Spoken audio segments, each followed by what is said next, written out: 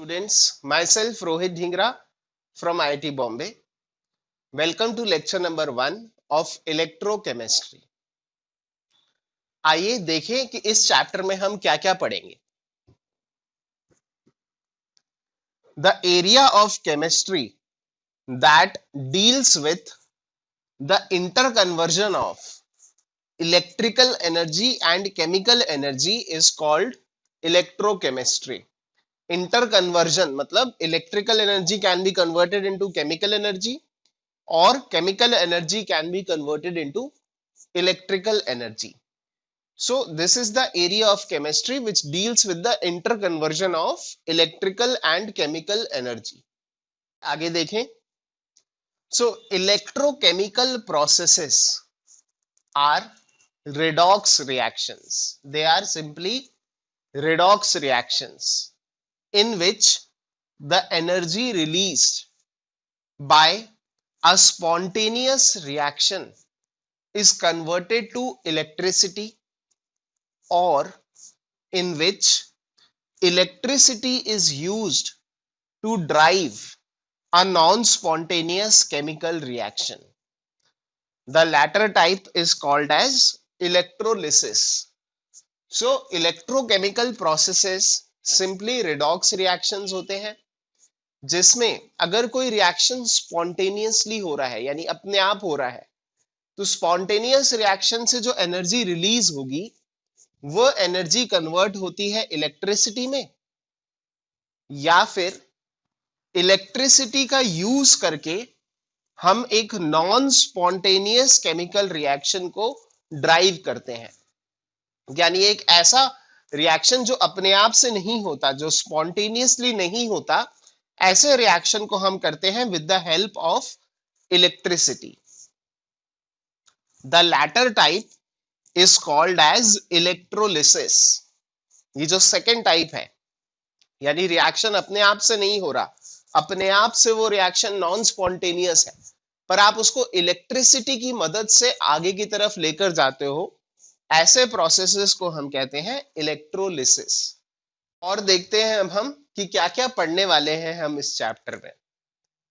This lesson explains the fundamental principles and applications of electrolytic and electrochemical cells. The thermodynamics of electrochemical reactions use an application of Nernst equation, concentration cells and types of batteries or cells. So this is what we will study in this chapter. इन सब के अलावा some simple electrolytic processes and the quantitative aspects of electrolysis are also discussed thoroughly.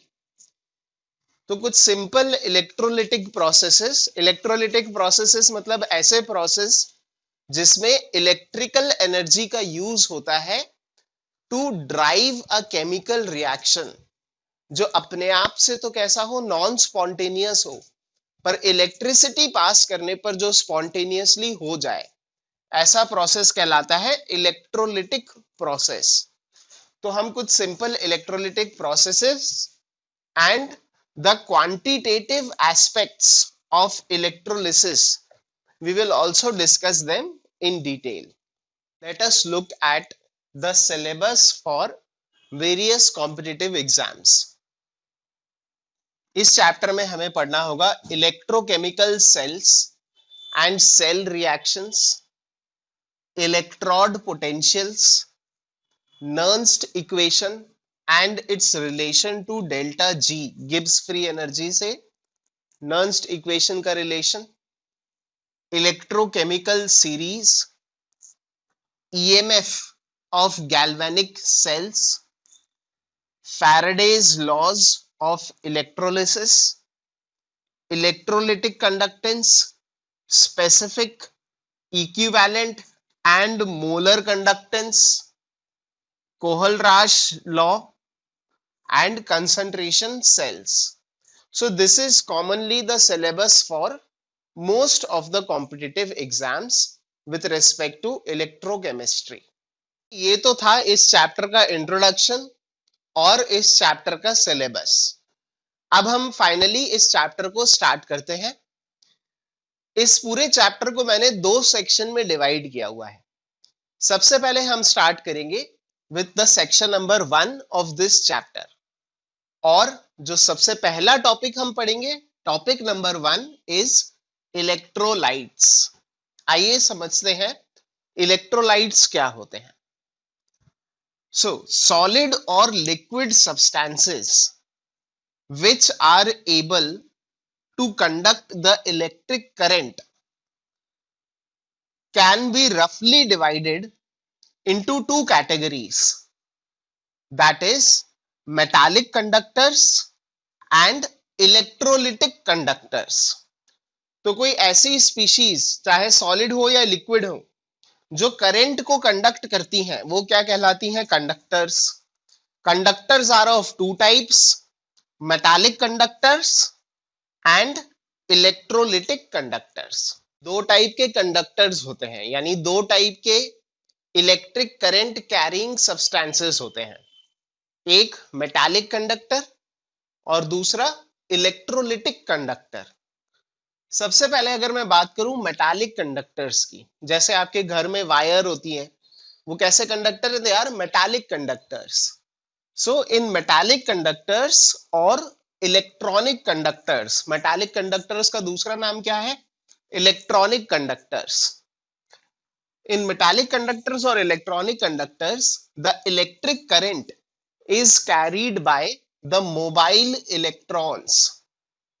यहां पर electric current कौन carry करते हैं? जो mobile electrons होते हैं, यानी जो मूवेबल इलेक्ट्रॉन्स होते हैं, उनकी वजह से इलेक्ट्रिक करंट कैरी फॉरवर्ड होता है। When an electric potential is applied to metallic conductors, the electrons start moving in one direction while the positive ions remain stationary. सिर्फ इलेक्ट्रॉन्स का मूवमेंट होता है मेटालिक कंडक्टर्स के अंदर, positive ions remain stationery. Thus, the flow of electricity is not accompanied by any appreciable movement of the matter. तो क्योंकि जो positive ion है वो तो स्टेशनरी है, किनका मूवमेंट हो रहा है? सिर्फ इलेक्ट्रॉन्स का मूवमेंट हो रहा है, और इलेक्ट्रॉन्स का जो मास होता है वो आयंस के कंपैरिजन में नेग्लिजिबल होता है। तो अगर यहां पर सिर्फ इलेक्ट्रॉन्स मूव कर रहे हैं और आयंस मूव नहीं कर रहे हैं, तो मैं ये कह सकता हूं कि the flow of electricity is not accompanied by any appreciable movement of the matter. सिर्फ हल्के हल्के इलेक्ट्रॉन ही हैं जिनका मूवमेंट हो रहा है। There is no appreciable movement of matter. किस केस में? मेटालिक कंडक्टर्स के केस में, या फिर इलेक्ट्रॉनिक कंडक्टर्स के केस में। वो कंडक्टर जो हमारे घर में होते हैं, जो वायर्स में जो कंडक्टर होते हैं, वो कैसे होते हैं? They are all metallic conductors. है कि इलेक्ट्रोलिटिक कंडक्टर्स और मेटालिक कंडक्टर्स में क्या डिफरेंस है? सो इलेक्ट्रोलिटिक कंडक्टर्स और electrolytes are distinguished from metallic conductors by the fact that the current is carried by ions and not by electrons. Metallic conductor में current कौन carry कर रहा था? इलेक्ट्रॉन्स। पर इलेक्ट्रोलिटिक कंडक्टर्स यानी कि इलेक्ट्रोलाइट्स में करंट कौन कैरी करता है? Ions. The application of an electric potential causes these charged particles of matter to move. यानी ये जो ions हैं, the charged particles of matter, way move करते हैं on application of an electric potential. जबकि मेटालिक कंडक्टर्स में कौन move करते थे? इलेक्ट्रॉन्स। इलेक्ट्रोलिटिक कंडक्टर्स या फिर इलेक्ट्रोलाइट्स में कौन मूव करते हैं? आयंस। याद रखने लायक बात यह है कि मेटालिक कंडक्टर्स में किसका फ्लो होता है? इलेक्ट्रॉन्स का। जबकि इलेक्ट्रोलिटिक कंडक्टर या फिर इलेक्ट्रोलाइट्स में किसका फ्लो होता है? आयंस का। उसमें आयंस फ्लो करते हैं। The positive ions move towards the cathode and the negative ions move towards the anode. यानी पॉजिटिव आयन किसको कहते हो आप? कटायन को। तो कटायन किसकी तरफ मूव होते हैं? कैथोड की तरफ। नेगेटिव आयन किसको कहते हो? अनायन को। अनायन किसकी तरफ मूव होते हैं? एनोड की तरफ। आयंस का मूवमेंट होना है, कटायंस मूव करेंगे कैथोड की तरफ और अनायंस मूव करेंगे एनोड की तरफ। Thus, passage of an electric current through an electrolyte is always accompanied by transfer of matter. Electrolyte में अगर इलेक्ट्रिक करंट पास करें, so there is always a transfer of matter. जो positive ions होंगे वो cathode की तरफ move करेंगे, जो नेगेटिव आयंस होंगे वो एनोड की तरफ मूव करेंगे। This is different as compare to transfer of electric current through a metallic conductor.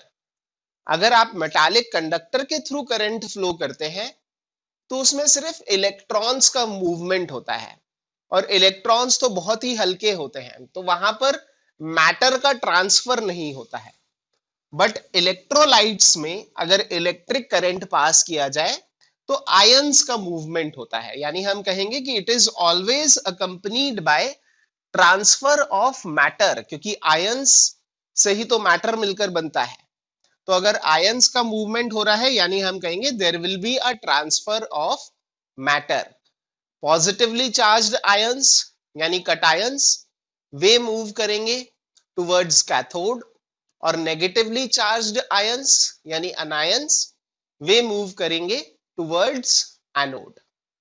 अगर इलेक्ट्रोलिटिक कंडक्टर्स यानी इलेक्ट्रोलाइट्स उसमें अगर करंट पास होता है तो there is a separation of the ions.